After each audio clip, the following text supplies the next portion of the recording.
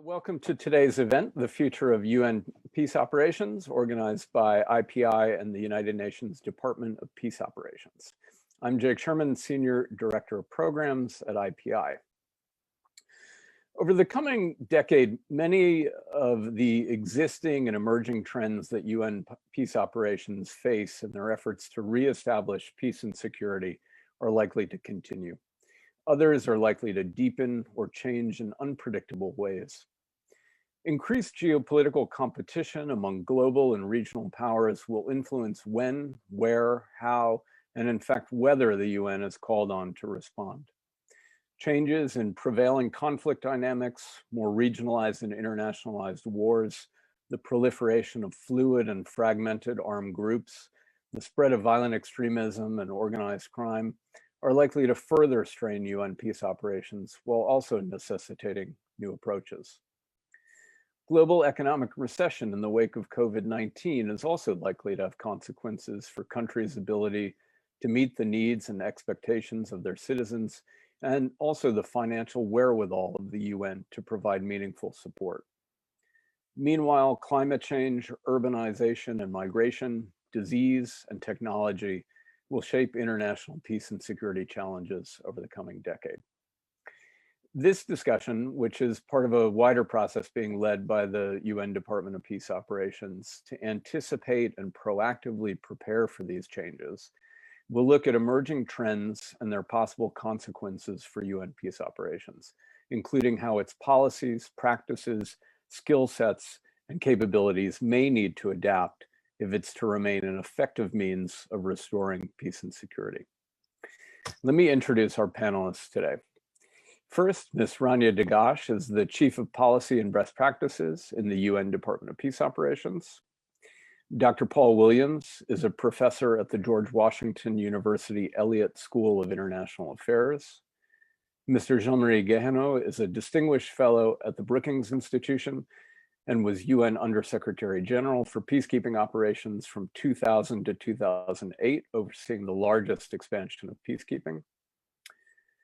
Mr. Jeffrey Feltman is the John C. Whitehead Visiting Fellow in International Diplomacy at the Brookings Institution, and also a Senior Fellow at the UN Foundation, and was previously UN Undersecretary General for Political Affairs from 2012 to 2018. And Ms. Laetitia Courtois is the Permanent Observer to the United Nations and Head of Delegation for the International Committee of the Red Cross and the International Committee of the Red Cross. Rania, let's start with you to give an overview of the process that the Department of Peace Operations is engaged in to look at the future of these operations, what it aims to achieve, and what's been emerging from the consultation so far. Please. Well, good morning and good afternoon, colleagues. And I'd like to start by thanking IPI and you, Jake, for two things: hosting us today and adding me to this distinguished panel, but also for your support on this project. Both the blogs on the Global Observatory and the IPI papers have gave us great insights for the project. So my intervention today, as you said, Jake, is in two parts. One on a little bit on what this project is about and how it came to be, and some of the key common threads and takeaways that we have heard so far. So we know that the world has changed significantly in the past 20 years. While it remains riddled with crises, both complex and interdependent, it's been transforming much faster and more radically than we've seen through the entire history of the UN. And the known rule books that mostly shaped war and peace are no more. So the question for us is, what should be the role for UN peacekeeping, and indeed the UN's peace operations writ large, in the context of a world that's dramatically different to the post-war Cold War period? We also know that multi-dimensional peacekeeping was the innovative response to the conflicts of those decades. And in fact, we've seen two surges since the turn of the century, with a high of 18 simultaneous missions and a budget of over 8 billion since 2015. But since 2015, we've also closed 4 missions, soon to be 5. and the number of conflicts continues to increase and become more deadly.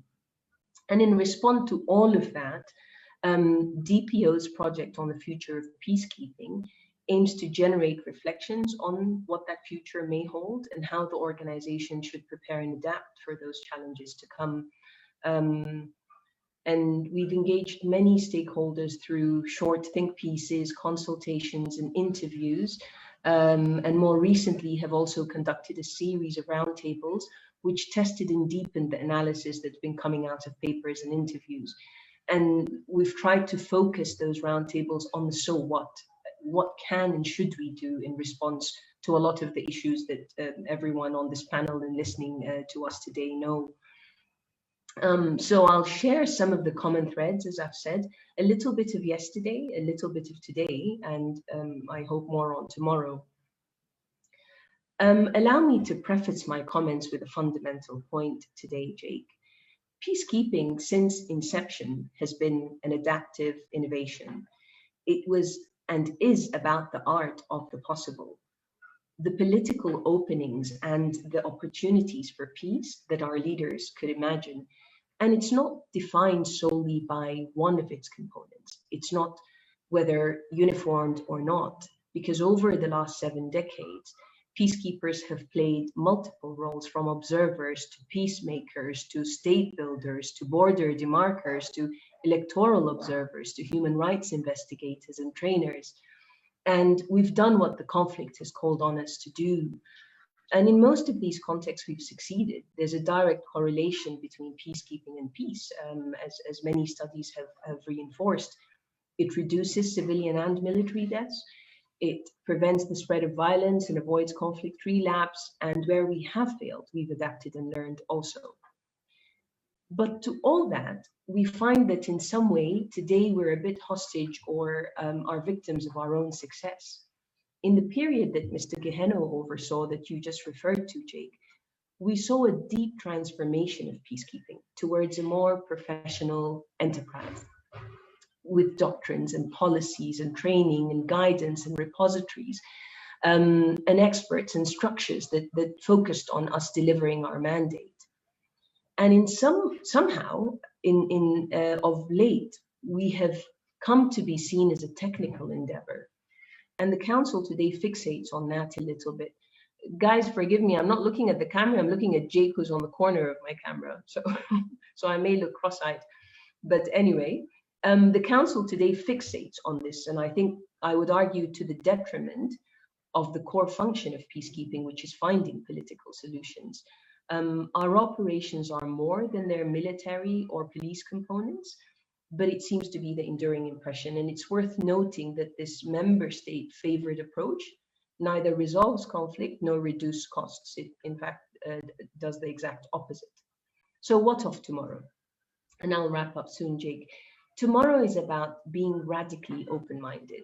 If we are to remain relevant, and if we are to achieve the underlying goals of the Charter, and I'll just look at 6 things we have that have come as common threads. We need to anticipate rather than react to where the UN may play a positive role, including by better connecting our preventive and operational roles. We also need to fundamentally reconceptualize peace operations. What contributes and who contributes to peace? And this is critically important given the increasing frictions amongst powers in the Council. But a creative and flexible approach looks at a spectrum of peace operations. It looks at blended financing and not who finances which type of operation. Legislatively, we are able to do that, and we should look at pushing that rather than being straitjacketed by institutional silos.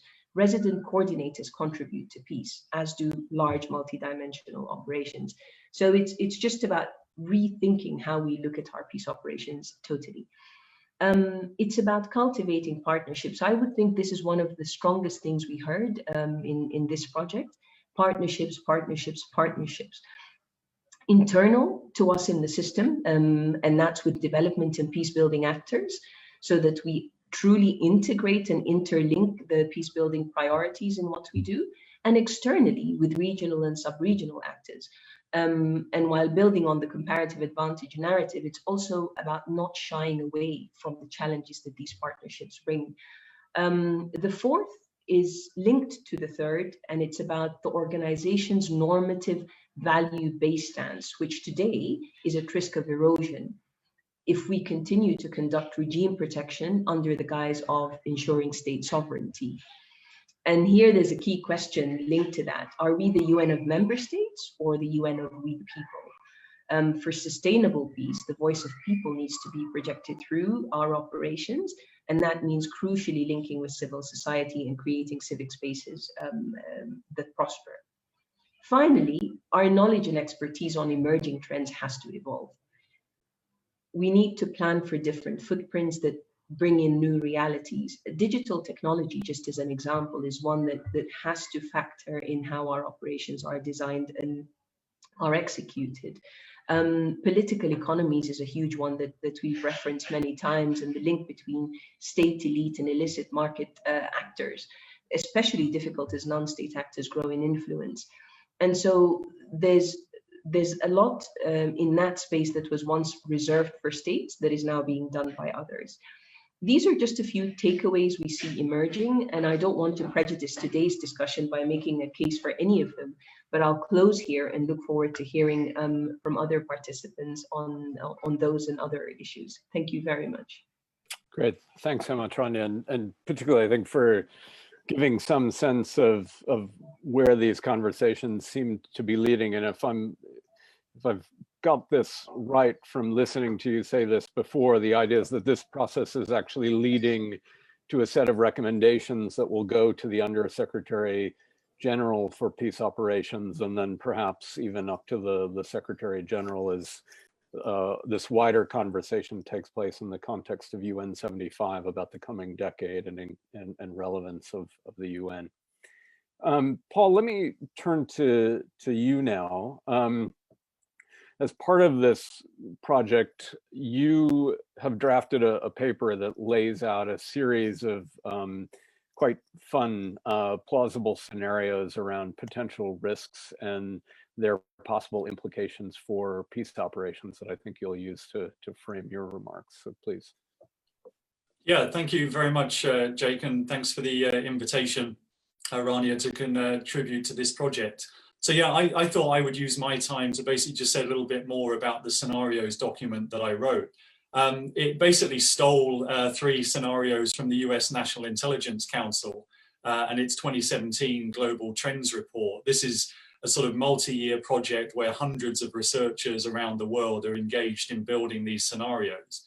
But they didn't put anything in there explicitly about the United Nations or peace operations. And so what I did in the paper is basically figure out, take those scenarios, how might the sort of dynamics at the Security Council and peace operations fit into those 3 broad scenarios.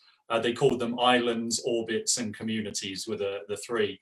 And so the paper lays out what are the potential geopolitical contexts in which the UN might operate through the next decade, what are the conceivable theaters where missions might deploy in that future, what are some of the strategic tasks they might be mandated to undertake, and at the operational and tactical level, what are some of the challenges that peacekeepers might face in the field over the next decade. And the good news about the next decade is that we know what it's going to look like to some extent, right? There are certain future certainties, if you like. We know it's going to be a more populous world, and there's going to be bigger divergence between aging populations and youthful ones.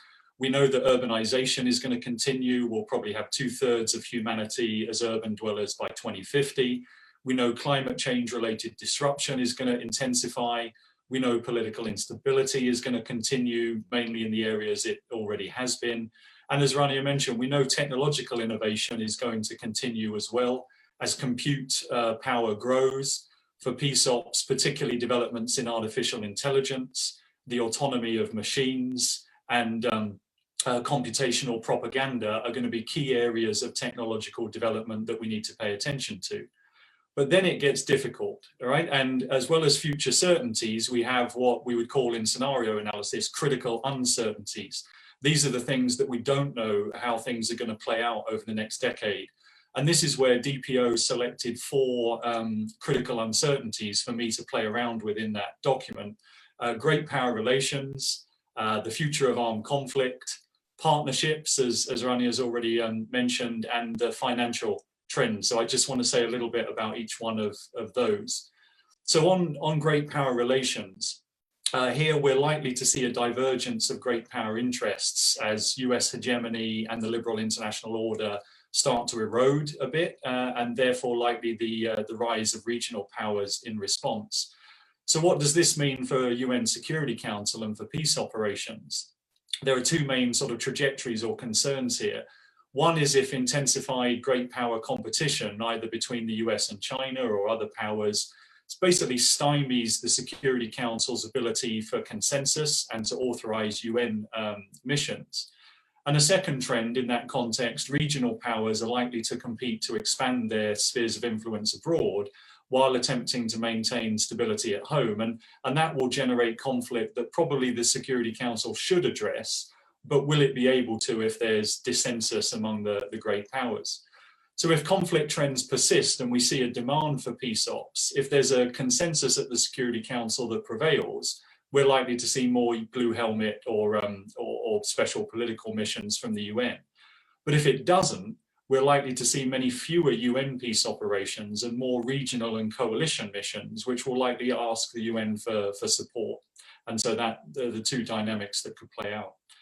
On the future of warfare, we're likely here to see a big, basically, divergence, a sort of 2 worlds of warfare, if you like. Amongst the major advanced powers, there's likely to be more high-tech forms of fighting, and in particular, grey zone conflict and grey zone activities are going to play a bigger role. We're likely to see an increase in territorial fait accomplis, little land grabs in effect. And interestingly, we're also seeing a rise in maritime disputes between the great powers, which could trigger other forms of escalation and violence.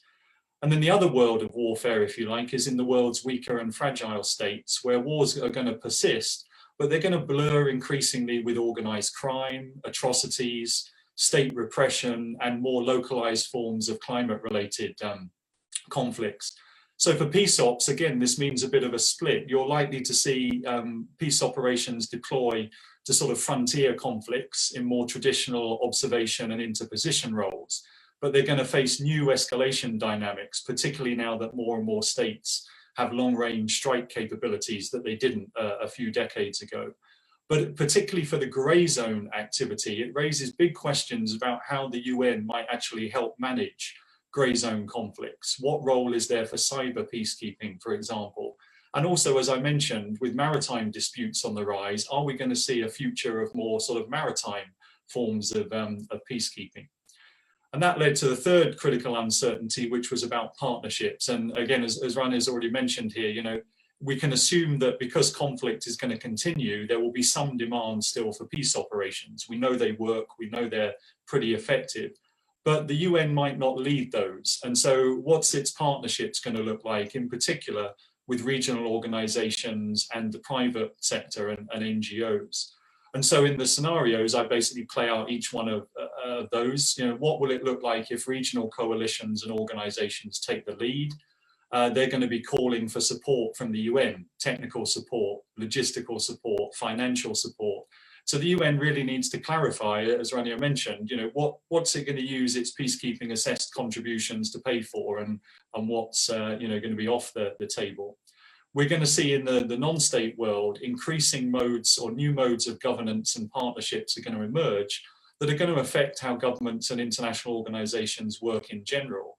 And so will this also transform how we finance, design, and compose peace operations?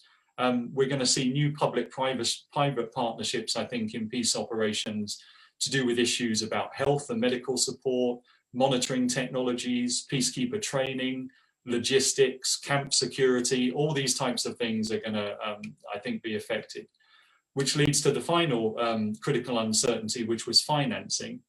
And basically, is the UN going to have to deal with a persistent financial crisis, or is it going to find a sort of a way to actually find a more sustainable financial future for its missions? And here we know that the next decade of the global economy is going to see a big amount of restructuring. And basically, we're going to see winners and losers emerge from that. The winners are going to be countries and organizations that invest in research and innovation, information sharing, high quality, lifelong learning and education, particularly in the STEM fields, and human machine cooperation is going to be a crucial dynamic. But there are going to be a bunch of countries that don't do that. They're going to struggle to meet societal demands. They're likely going to turn inwards politically, reject multilateralism, turn towards protectionist policies, and that's only going to basically make the problem worse. Lower growth rates, more job displacements, more societal divisions. So here the UN is going to have to figure out two big questions. One, is it going to use its assessed contributions to pay for other forms of non-UN peace operations, like the AU debate we're having? And an even bigger question, as Rania mentioned, is it going to tap into increasingly the private sector and the non-state world of organizations to finance its operations? So my document basically looks at those four critical uncertainties and how they could play out in different directions. Thanks, thanks, Paul. I think it's incredibly useful. And I mean, as I was reading through the case studies, one thing that struck me is, I mean, you've laid out a set of different variables that you just summarized now around great powers, around local conflict dynamics, around financing, partnerships. There are a number of consistent threads that pull through all of the scenarios which you've touched on, one of which is war in weak states, blurring with organized crime and atrocities and state repression. So no matter how you change some of the variables, this seems to be a consistent thread that pulls through. And the question then becomes how those other dynamics, what implications they'll have for UN peace operations, whether at the level of great powers, at the level of regional and local conflict dynamics. So it's in essence, from a kind of planning standpoint, there's quite a number of variables that will make it difficult for the UN to proactively begin to address these. And I think it reinforces Rania's point about the need for a flexible and adaptive approach that's able to respond to different scenarios in different parts of the world. Jean-Marie, let me turn to you. The end of Rania referenced these two big expansions of peacekeeping over the last 7 decades of UN peacekeeping, and particularly after the failures of the 1990s in Bosnia and Rwanda and Somalia. Of course, there was a prediction that multidimensional peacekeeping was a thing of the past. So far, those predictions have proved to be incorrect. So I guess the question to you is this likely to remain true over the coming decade, and what may need to change for peacekeeping to remain a resilient, adaptive response to international crisis? Please. Thank you, Jake, for inviting me to this very interesting conversation. And I think I will start with the point that Rania made, that peacekeeping is an intensely political exercise. And so it's always a reflection of the configuration of forces and of the international system at a particular time. And today, I think I should start by stating all the headwinds that peacekeeping is facing. First, big doubts on big interventions. Certainly, we are in a very different mood from the mood we were in when I was running peacekeeping. We're not sure that we know what we're doing. We're not sure that these big interventions really are worth all the money and human cost that they entail. And it's a feeling that goes beyond UN operation. It's also the US, it's also Iraq, it's also Afghanistan. It's a sense that intervening in the lives of others may not be such a great idea. Second, and this was already alluded to, indeed, there are now fiscal constraints. There's a sense that you have to look after yourself first. And so the notion that you're going to fix the world, put not just the money, but also the political energy that is needed to push forward a peace process There's much less of that available today. Third, the discord at the center, the discord between the P5, but the discord between the P5, it has a ripple effect, because I do think that it not just empowers regional powers, but it also fosters divisions and rivalries at the regional level. So it's not just that the P5 don't get along, it's throughout the world that you see an intensification of regional rivalries, and creating fait accompli rather than negotiating becomes a preferred modus operandi in a number of situations. Fourth, and that's a big difference with the time of the UN expansion. Now you have a regional organization in Africa where the bulk of UN peace operations have been, which is much stronger than it was 10 years ago. Much stronger. That doesn't mean that it's very strong. I'll come back to that, but it is there, and it has as a goal to really, I mean, African solutions for African problems. And so what is the role of the UN in that new context? That's an open question. I'll come back to it. Fifth, the changing nature of conflict. And then I will look at it in three ways. First, there are multi-layered conflicts, and that's a great complication. When we were dealing with Sierra Leone and Liberia at the beginning of this century, yes, some neighbors might have an interest, but fundamentally you could isolate the conflict more or less. Can't do that anymore. It's a much more intertwined world. Look at Syria. You have the regional interest, you have the global interest, and that makes it much more complicated. When you think you have solved one layer, you see that the other layers are not working. So multi-layered. Second, non-negotiable agendas.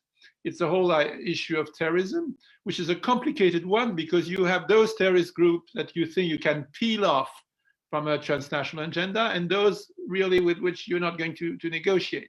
But how do you fight with one group while peeling off another?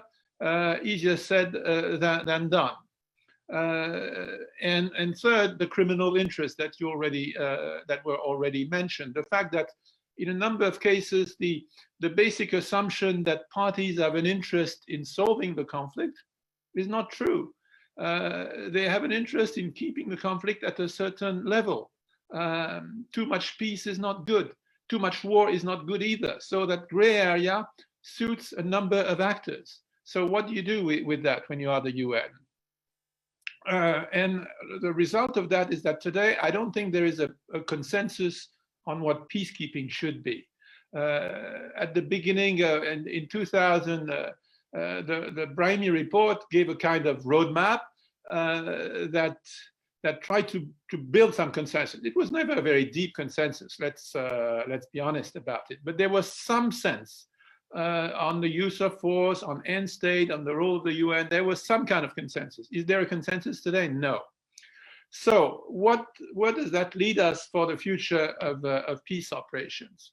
I think the reports of death of peace operations is greatly exaggerated, to paraphrase Mark Twain, or what's it, allegedly Mark Twain. I think there are still a set of common interests between major powers. They don't want to see an extension of ungoverned spaces. So there is some willingness to keep the machine going. And you see in the Security Council actually that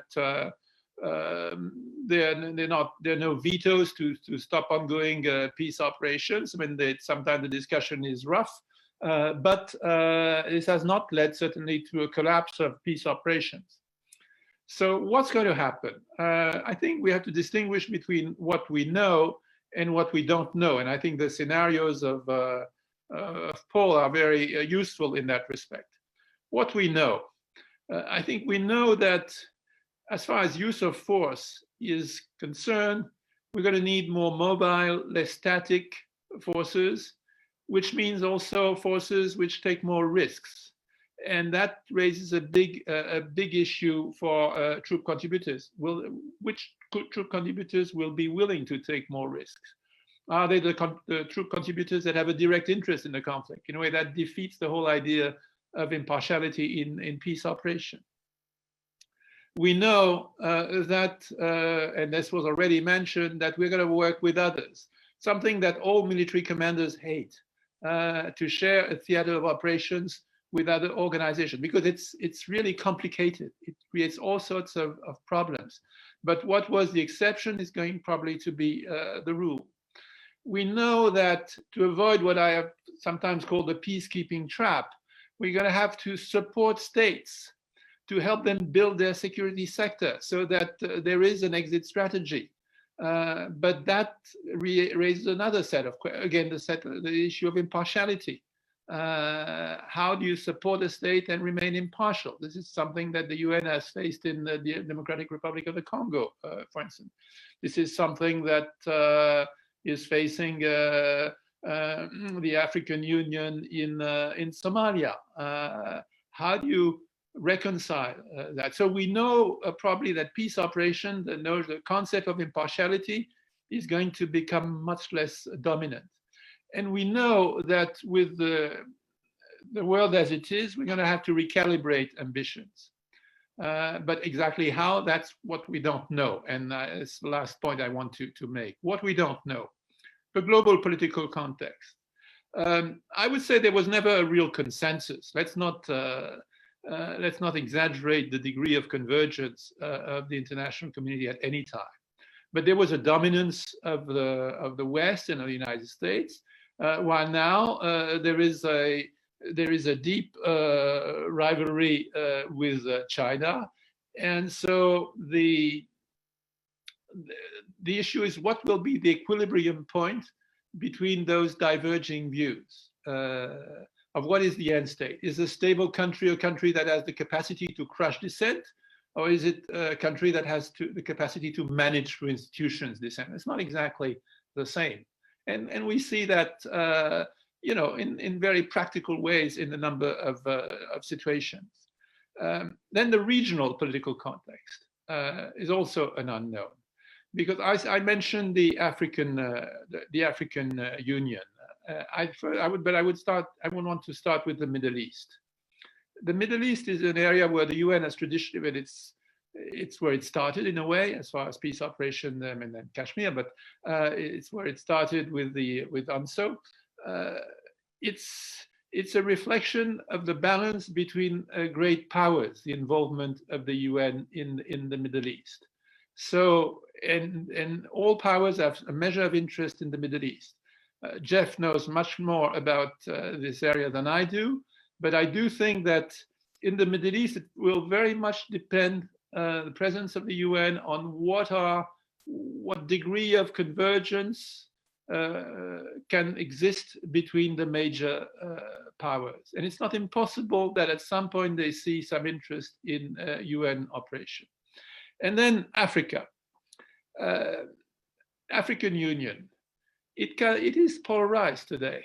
When you look at the situation between Ethiopia and South Africa, for instance, it's not as if there is a regional consensus emerging in Africa.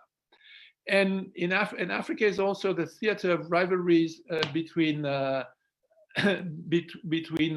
West and China.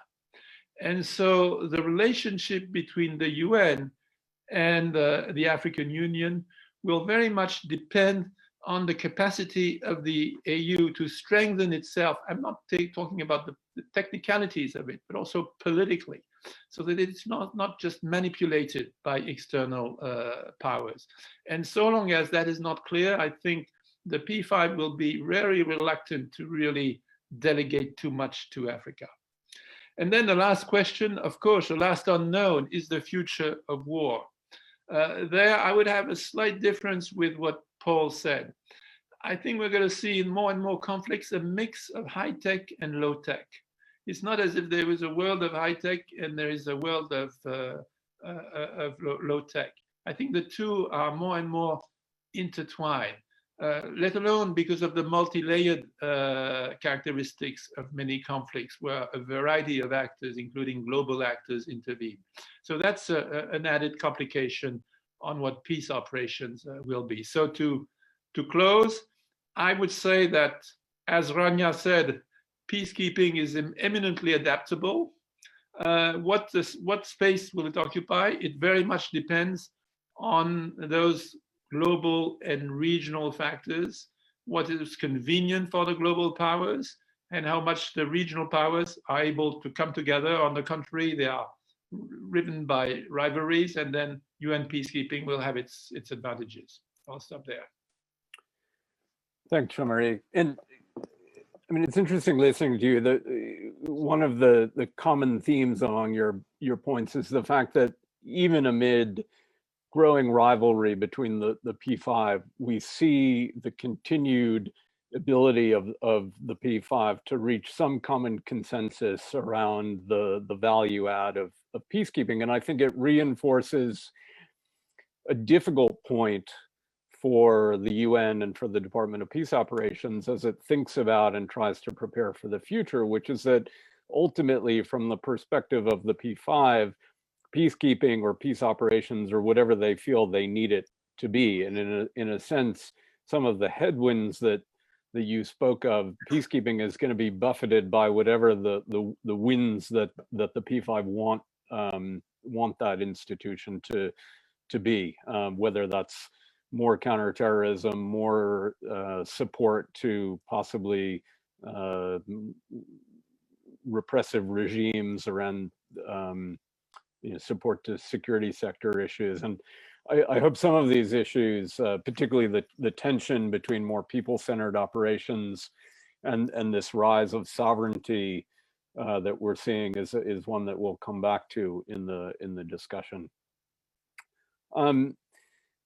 Jeff, a lot of the discussion so far has been framed around peacekeeping, but we've seen the Council deploy an increasing number of special political missions, including regional offices focused on prevention, and of course some of the field presence that have been referenced in places like Libya and Iraq, Afghanistan, Yemen, that are extremely volatile, highly politicized countries. What's your sense of how the geopolitical trends and changing conflict dynamics that we've been speaking about are likely to affect special political missions, and how they fit in this spectrum of responses that the UN has at its disposal?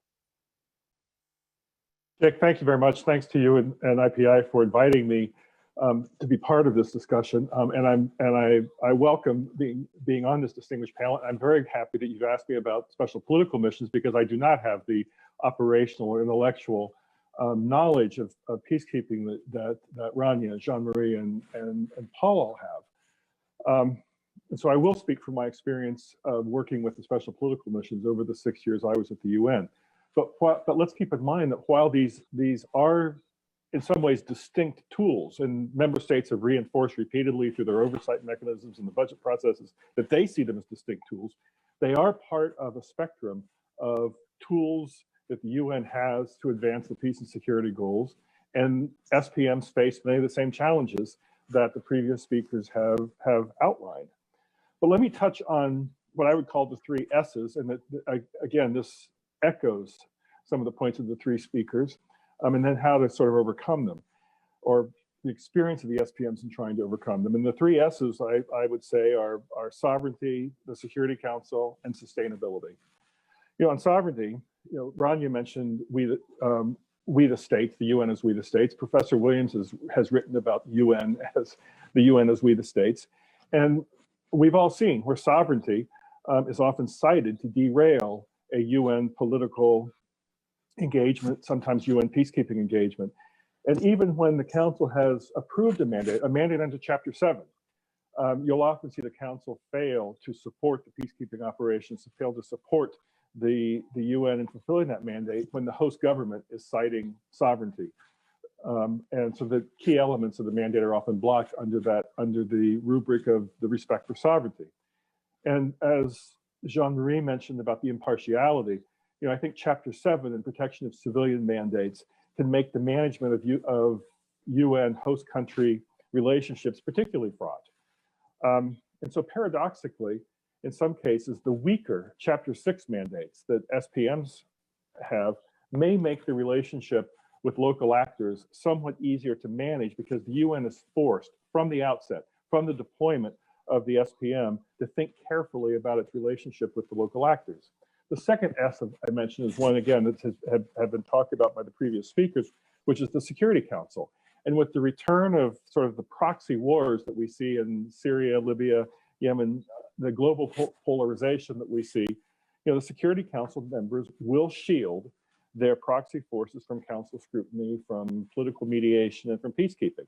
I cannot imagine under the current environment a peacekeeping proposal for Syria that would gain the host country's consent, that would have the support of the Russian Federation and the P3. In the current environment, that just isn't possible. And that same political divisions also have weakened the SPM, the Special Envoy for Syria's political work. So the Security Council does remain, for many of the worst peace and security issues, a challenge to overcome. And the third is sustainability.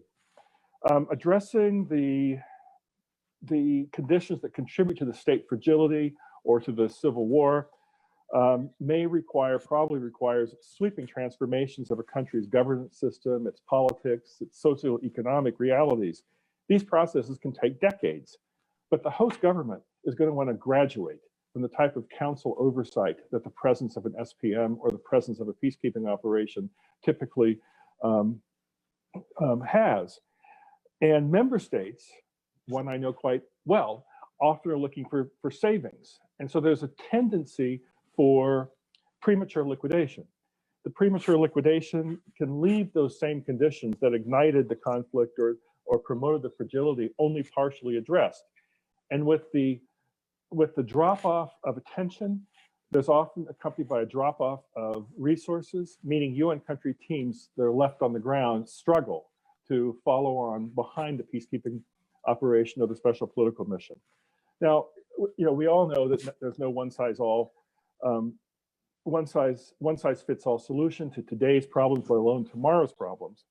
But I do believe, Jake, that you mentioned the regional offices. The regional offices, such as the special political missions for West Africa and the Sahel, for Central Africa and for Central Asia, and the increasing deployment of regional envoys, such as those for the Great Lakes and those for the Horn of Africa. I believe this is a tool that should be expanded, and that this helps overcome some of those three S's I mentioned earlier.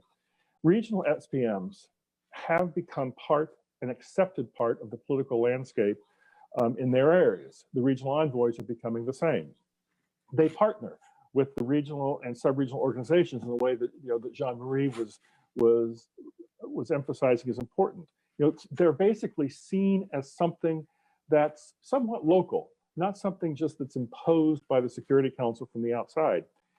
And this means that the SRSGs, the special envoys, they're looking at a region, are not seen as threatening sovereignty in the same way that country-specific SRSGs are often accused of doing, whether it's peacekeeping operations or special political missions. And these missions and envoys are there for the long haul. Unlike a multidimensional peacekeeping operation or an integrated SPM, they're relatively inexpensive. Working with UN resident coordinators, these regional SRSGs and envoys help with early warning, with early action, in partnership with the Peacebuilding Support Office and UN country teams. They can deploy resources, expertise, personnel to address specific local needs in ways that are seen as constructive by local actors, in ways that open doors for future UN deeper political engagement if and when needed. And if you had experts in emerging fields such as combating cybercrime, cybersecurity, climate, and conflict, information attacks, things like this, you could deploy these experts in regional offices to help country teams, governments, civil society groups in a much broader area than just putting them in a country-specific SPM or country-specific peacekeeping operation. And I note, for example, that the Security Council, in its most recent mandate for UNOWAS, the UN Regional Office for West Africa and the Sahel, did include climate and conflict as part of the mandate. You look at issues like migration. Migration do not affect a single country. Regional offices, regional envoys can probably deal with the implications of migration in a more effective way than a country-specific SPM. In regional SRSGs and envoys, basically, I think, are able to internalize that mantra that came out of the HIPPO report, the High-Level Independent Panel on Peace Operations of a couple of years ago, of the primacy of the political more intently than those heading large integrated missions with all the complicated management and coordination responsibilities and often overloaded mandates. And there's also the issue that these missions tend to transcend the polarization inside the Security Council because by definition, their mandates are less specific. They're more flexible, they're more general, they're more broad. Let me close by noting that I welcome very much what DPO is doing with this project, what IPI is doing and hosting us today, because too often the discussions about special political missions and peacekeeping operations tend to focus on headquarters structures. That's not what we're doing today. We're not trying to relitigate or renegotiate things that member states have already blessed years in advance.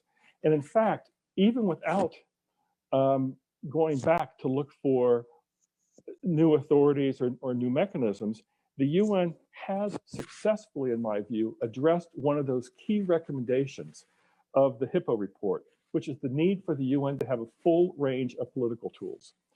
You know, there's a broader range of special political missions and peacekeeping operations that are deployed now than at any time in the UN's history. And there's more innovation in terms of non-mission tools, from an expansion of the Peace and Development Advisors in a Resident Coordinator's Office, to beefing up UN country teams in politically sensitive areas, to deploying personal or special envoys, such as Jean Arnaud to Bolivia, not in the context of an SPM.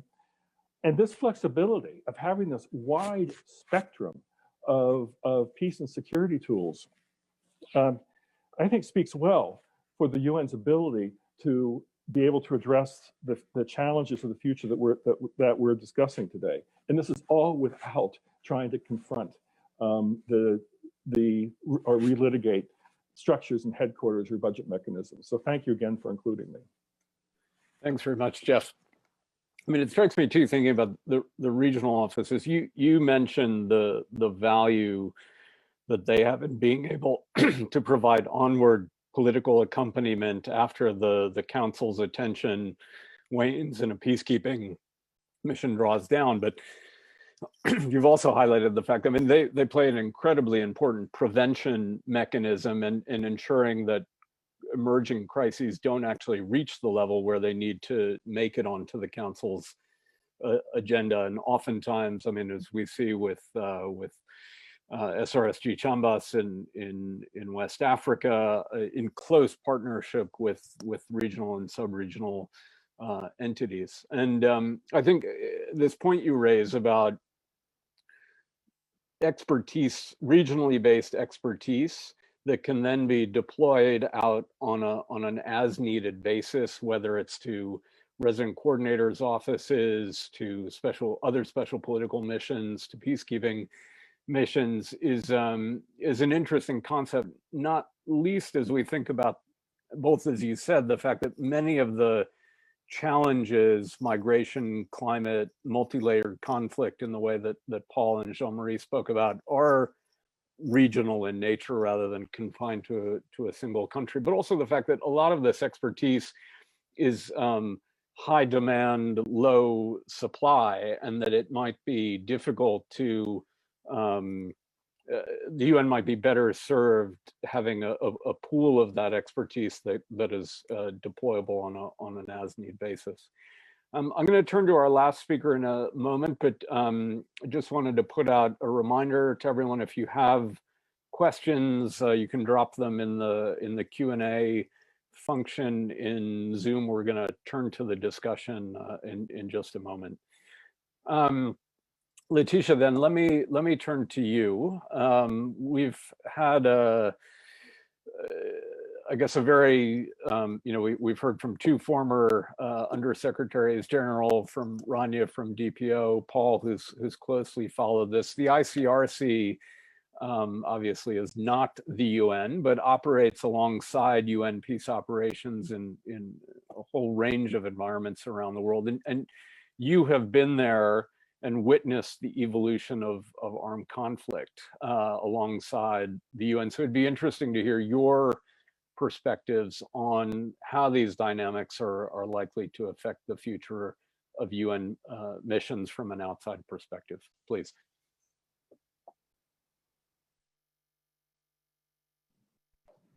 Thank you very much, Jake, and thank you all for this really impressive panel and very insightful comments. First of all, as you mentioned, we come here from a humanitarian and then legal perspective as well, based on our mandate on international humanitarian law. And as you say, we are present in the same theaters, but also understanding what it means on a daily basis to operate and to also respond to the most dire needs of the affected population in those contexts.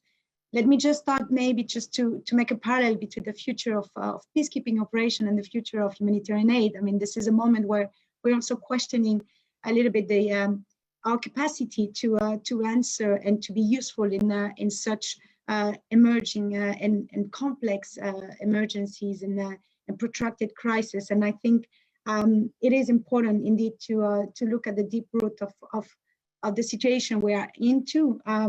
Seeing that peace cannot be sustained without addressing socioeconomic inequalities and injustice, as same as a band-aid assistance will never cover the social, political, and economic turmoil at the roots of violence and human suffering.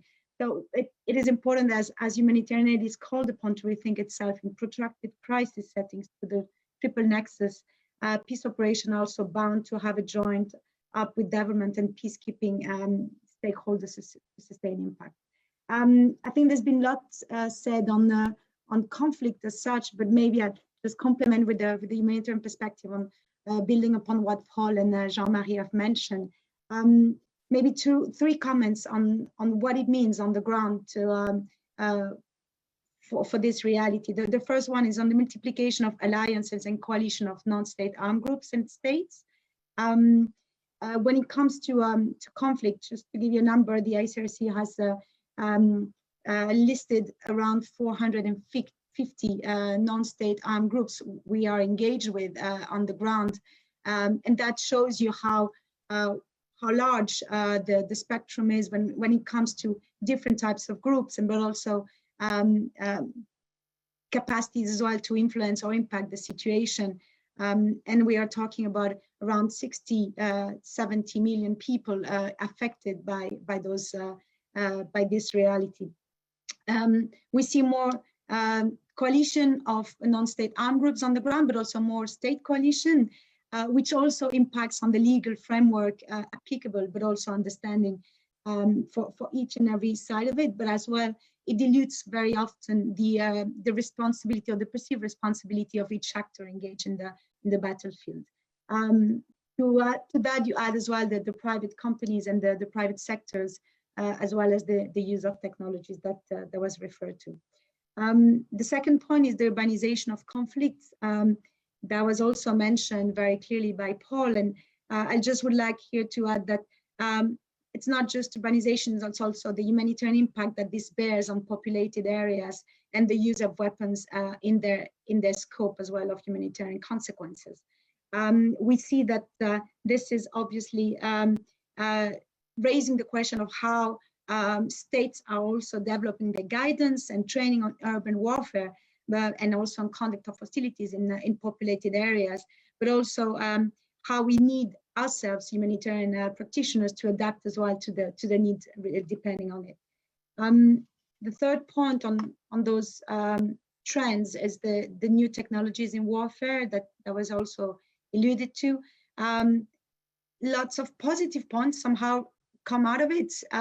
For instance, it allows more precision, it allows military aim that can be achieved without massive physical destructions, for instance.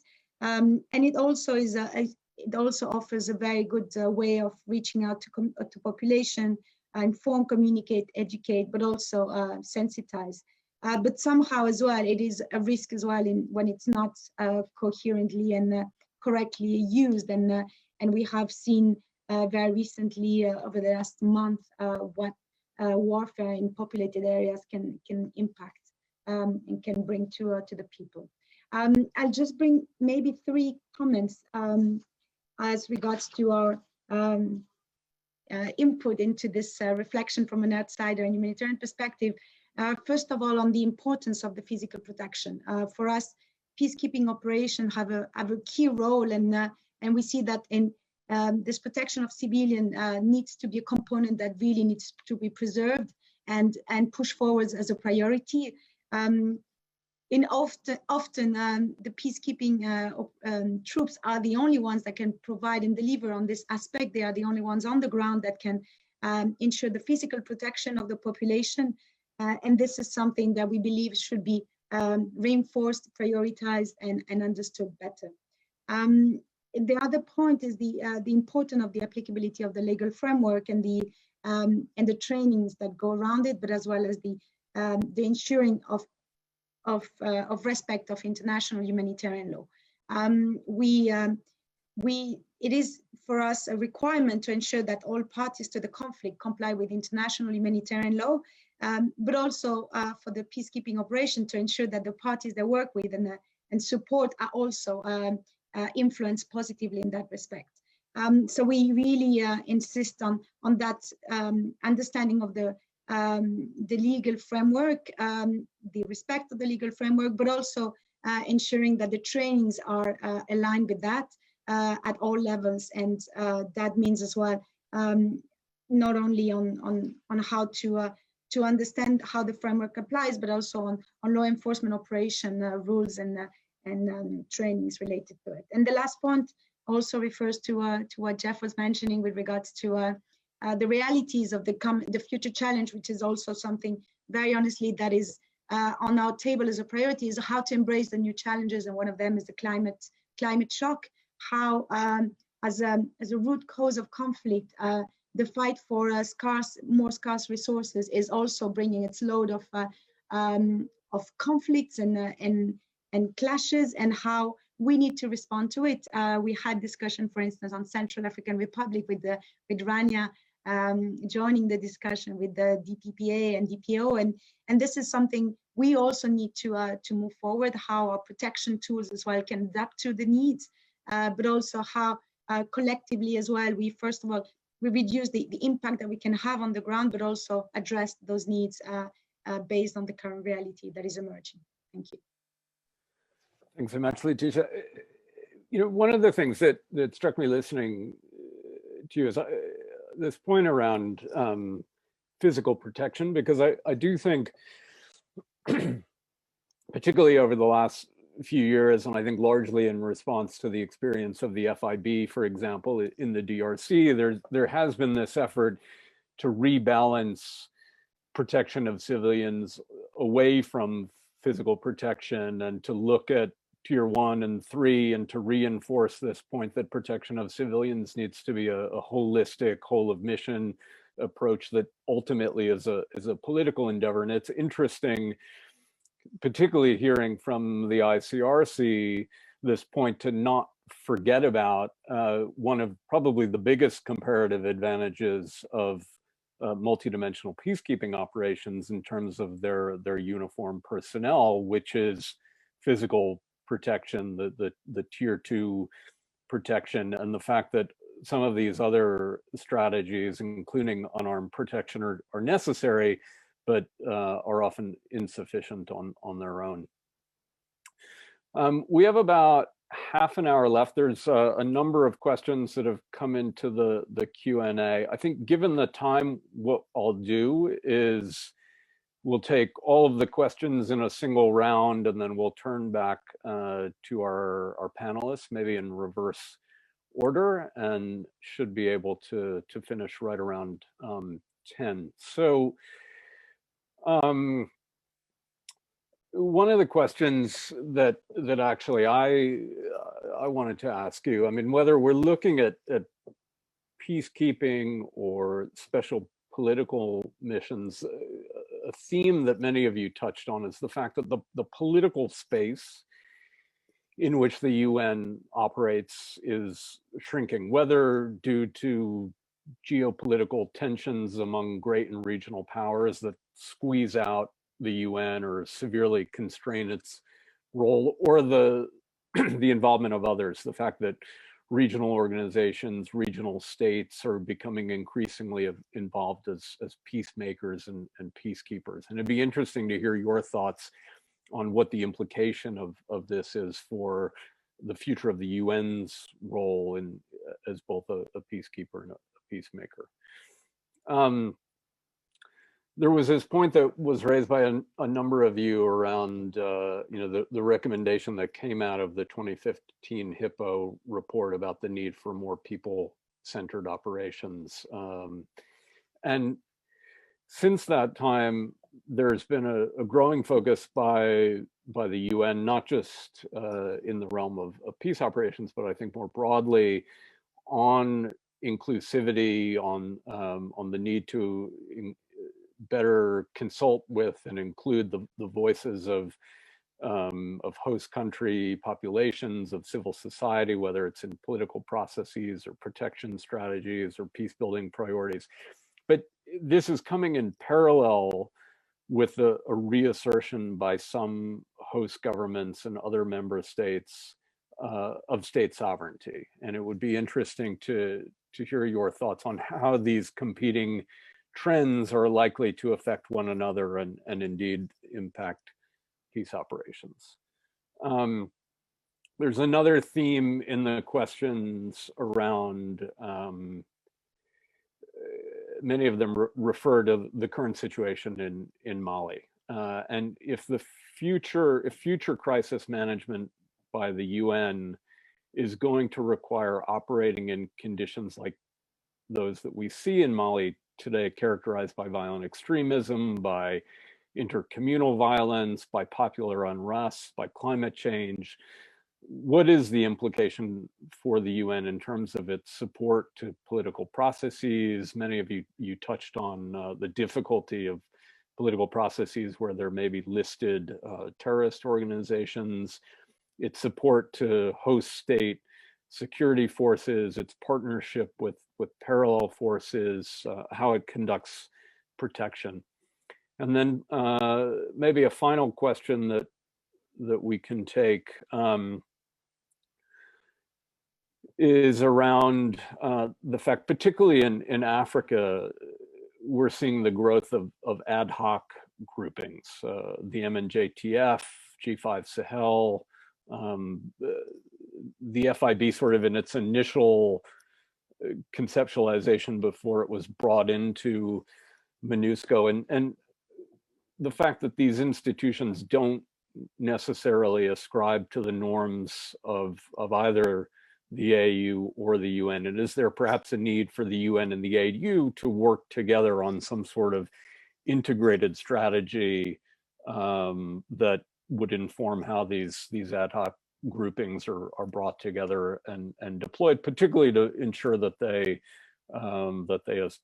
follow international norms around human rights, international humanitarian law, some of the issues that Letitia touched on. So why don't we take those, and Letitia, maybe if I could start with you, we'll work backwards, and don't feel obligated to respond to all of them, but if there are particular thoughts that you want to pick up on, that would be appreciated. Thanks.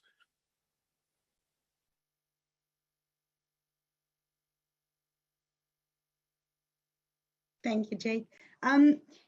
Maybe just to point to go back to the issue of physical protection and give also very concrete insight of what it means for humanitarian response. Talking about contexts such as DRC and how we are seeing as well the impact that MONUSCO has had on the capacity to evacuate the wounded, to to facilitate the logistics when it comes to responding to pandemics such as the Ebola outbreak recently over, hopefully for good, in the Kivus, but also on the capacity to support the health personnel as well when it comes to reaching areas and protecting the premises from attacks. So those are very important components. We were actually even supporting very strongly in Central African Republic, where those risks were really real for us. So I think it is important. It also needs to be weighted as well by the necessary understanding of the perception of the people around it, what it means, and you know, what are the limits as well in terms of understanding what will be the implication in case the peacekeeping operations are also understood as supporting one side of the conflict. Just to come back as well on the issue of legal reading, it's an ongoing discussion we often have with the peacekeeping operation, what their presence imply in terms of real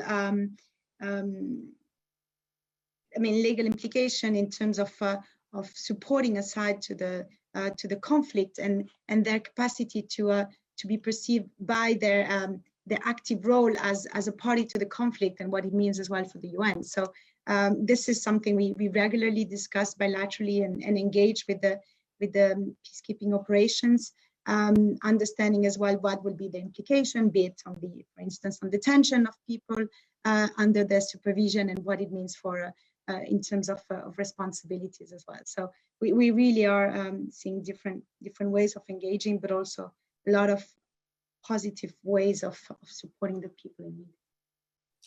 Thanks, Letitia. And actually, I meant there was one other question that I wanted to put on the table, and it's particularly around as we look out over the next decade, are there immediate priorities that all of you see, whether issues that can be dealt with sort of on the Secretary General's own authority, or where you need collaboration with member states in order to make it happen. So maybe just factor that in as we move ahead. Let me then turn, Jeff, to you for any closing thoughts. Thanks, Jake. Let me address one of the issues that you raised that's come up in the questions and answers, which is that conflict between the fact that we all agree that we should be speaking to host country nationals at a number of levels at the same time that member state sovereignty concerns may preclude that. I think that if you talk to anyone in DPO, anyone in DPPA, anyone working on peace and security in the UN, they're going to agree with the proposition that the UN should be able to speak to anyone on behalf of peace and security. I don't think there's any disagreement on that. The problem is, how do you do it in practice? If a member state says, hey, if you talk to this group, this rebel group in this disenfranchised part of our country, you're giving them legitimacy. You're giving them recognition. And then that member state will find a P5 member to call the Secretary General and say, Secretary General, tell your SRSG to back off. So how do you get around this? It's a real dilemma, whether you're talking about an SRSG heading a peacekeeping operation or heading a special political mission. I go back to things we've talked about earlier, the regional offices and the partnerships. Often, if you have an SRSG that can have a partner with a regional or sub-regional leader who has a close relationship with the party, you might be able to get in that way.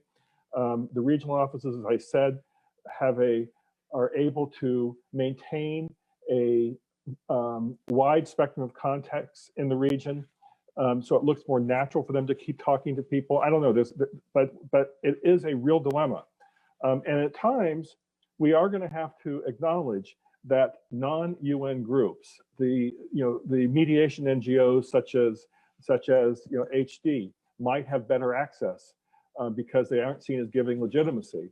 And so it behooves those people working in the UN to maintain close relationships with other actors who might have access to people who the UN knows they should have access to, but the very real sovereignty constraints preclude that, or make it more difficult. But even groups on sanctions, even people who are sanctioned by the Security Council, the UN can talk to. There are ways that you report the contacts, that you ask for waivers if necessary.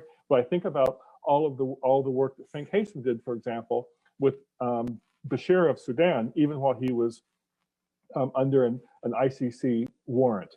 So the UN has to maintain that principle that the UN can talk to anyone on behalf of peace and security, even while acknowledging that sometimes it becomes more difficult. It's more difficult to do than to say.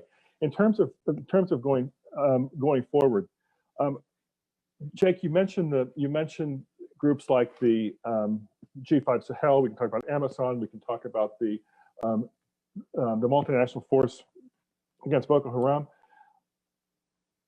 I think that if the UN wants to have a serious conversation with these groups about the roles that they can and should play while incorporating the norms and the principles of the UN and the African Union, member states need to give the UN more predictability in terms of what type of financing support those groups would get. Right now, if I were in DPO or DPPA sitting down with the head of the G5 Sahel, I don't know for sure what I can give them that's sufficient leverage for them to adopt UN standards of human rights, UN standards of civilian protection, UN standards of all sorts of things. But if there were a way to have some sort of predictable funding that's available to these organizations, predictable support that's available if certain standards are going to be followed, I think then the conversation could be more constructive. Great. Thanks, Jeff. Jean-Marie? Thank you, Jake. Well, I'll focus on a couple of points. First, your last question on what the priorities should be, and I will link that to what Laetitia said on protection of civilians and what you said on the political space shrinking. We see more and more that it's getting very difficult to really protect civilians on the scale that is expected if you take a narrow definition, a security, because the ratios of troops are just not there to do it effectively. It has to include a political component, and it has to include the support to the host country, but the support along the lines that Jeff just stated, that is with standards, human rights standards, and all of that. So talking of priorities, Jake, I do think that the UN has to think harder about what security sector reform means and what is the role of UN deployment in that respect. I think more and more we're going to see that if we don't want UN presence to be there in an open-ended way, you need to beef up the capacities of the host country in security, but you need to beef up in a way that is very different from what is usually done. Not some seminars and nice training, but really people being embedded with unities. I mean, that's how the real training happens, which raises all sorts of questions of impartiality and the rest of it. But I think this is something that the UN should think about. And I would want to connect that to a point that was made by Jeff, and that I very much support: the importance of regional offices and the political role that they can play. Because what I see in the future, reflecting on our conversation this morning, is that more and more you are going to have state-based missions that will have a harder and harder time being impartial, because they will have to be close to the government they're trying to shore up. But you do need at the same time to keep that capacity to speak to everybody and sometimes to say unpleasant things to a government. And it's much easier indeed, as Jeff said, if you do it from a distance, if you're not there on the back of the government every day, but if you can calibrate your engagement. So I think to close, that the fact that the UN has a range of instruments, it has the sort of intensive care unit of of big peace operations, but it has also the much more nimble instruments of advisors, of SPM, of regional offices. We have to make that an asset rather than a liability, and learn how to coordinate those different instruments, so that some hard things may be said by the head of the West Africa office, while the support to the government of Mali will come from the mission on the ground, which will be weaker on the political side, but which will not nevertheless forget the politics, because security sector reform is itself a very political exercise. And very often we have seen in past SSR efforts that if security sector reform is just recruiting guys from the tribe of one particular, of the head of state, that is not security sector reform. That is just putting the seeds for future conflicts. So you need to have a political vision in security sector reform, but inevitably you're going to be closer to the host country, and you need some other parts of the UN possibly to create that political balance, that multifaceted engagement that allows for political progress. Because at the end of the day, the protection of civilians that Laetitia is asking for rightly, it's having a government that is not seen by the people as a threat. So in the end, the only effective protection of civilians is the political transformation of the country. Thanks so much, Jean-Marie. And some of the issues that you are describing around security sector reform and the fact that it's ultimately a very political undertaking, Paul, I could see you kind of nodding your head. My sense is it probably resonates quite a bit with one particular part of the world that you have quite a lot of expertise on, which is Somalia. I don't know if you want to speak to that, but in any case, let me turn to you for final thoughts. Sure, thank you. So on the political space point, I think, and the depressing, pendulum swing that Jean-Marie mentioned about, our depressing conclusions about big missions and big interventions. I want to say first that the academic world, we're slow, right? But we've slowly been churning out research, and it's unequivocally shown that actually the big multidimensional missions work, at least in as much as reducing battlefield deaths and civilian victimization. They don't lead to political solutions necessarily, but I've just reviewed, there's 3 new books come out with a whole lot of statistical data, the counterfactual scenarios that they elaborate. Unequivocally, the academic research shows that those boots on the ground and police, they really do make a difference. Things would be a lot worse without them. So that's my first point. On the political space, I mean, maybe it's like back in how this started in the Cold War. Can the UN de-escalate conflicts which might pull in the major powers? And can they just keep a healthy political spotlight on the crises of the day? Because if the UN doesn't focus its attention on these, it's going to have its own legitimacy eroded in terms of its ability to be the primary actor here. I wanted to say something as well on the ad hoc coalitions and then the priorities. On the ad hoc coalitions like the MNJTF and G5 Sahel, I think the problem here, or sort of break that we need to put on, is that you can define peace operations in lots of different ways, right? But I think these ad hoc coalitions cross the line for me because they're operating with their own troops on their own soil most of the time, right? And they're engaged in hot pursuit and cross-border operations less frequently. But we've always defined peace operations as foreign police and troops and civilians in somebody else's country. It seems to me if the host state is the same thing as a TCC, our whole notion of peace operations breaks down. So I'm very nervous about including MNJTF and G5 Sahel type missions in the same basket as peace ops, particularly in terms of funding them out of the UN's assessed contributions. And that leads me to the 2 points I wanted to say about the priorities going forward. For me, one of the priorities, as has already been mentioned, is the UN really needs to clarify if it's going to use its assessed peacekeeping contributions to fund and support non-UN missions. And obviously the spotlight of that debate has been on AU authorized and AU led missions that are endorsed by the Security Council. Maybe we've got an opportunity now with the Biden administration coming in. It might go back to a position closer to the Obama administration had articulated, and maybe we'll be able to get a bit more consensus on that issue. But I think we really need Security Council clarity on that. And the second priority for me would be around the performance agenda. I think if most of us here seem to have said that the military footprint of UN missions is contracting and reducing. And at one level, that's good news, because it means we don't have to run everywhere on fourth generation steroids, if you like, to find all the contributing countries possible. Instead, we can focus on quality and high performance of contributors.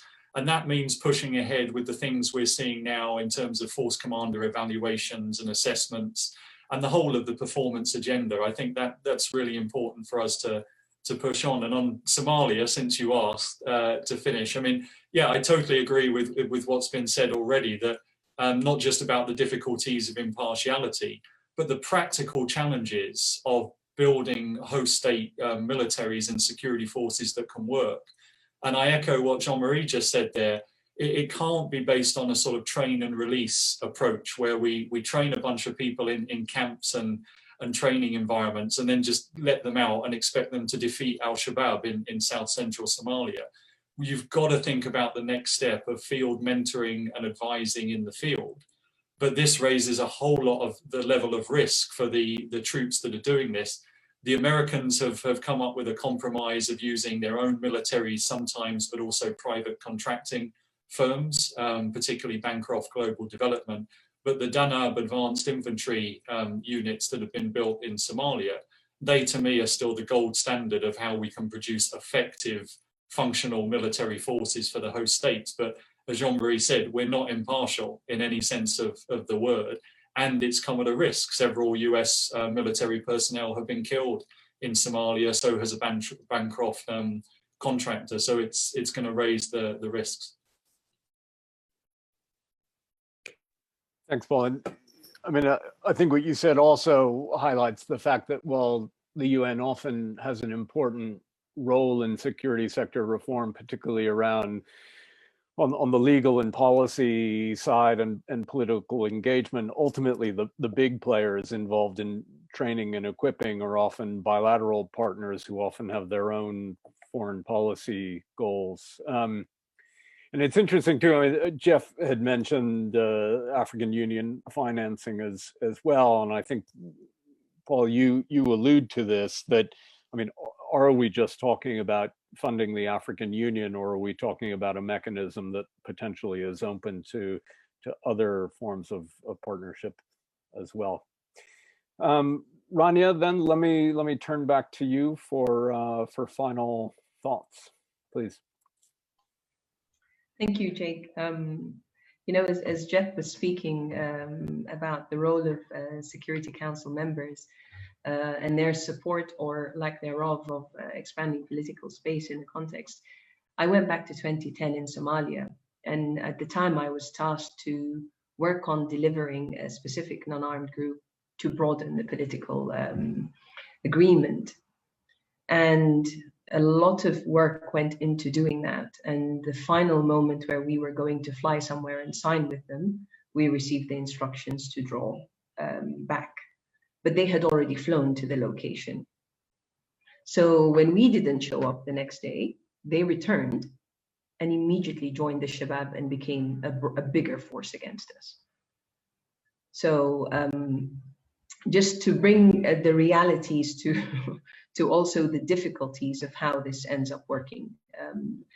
It was a huge lesson, I think, for many of us, that if you do not have key member states from the council on your side, it is increasingly difficult to expand that political space. That said, I think there's a lot on us to do also at field level. And that includes going beyond the political elite that we normally engage.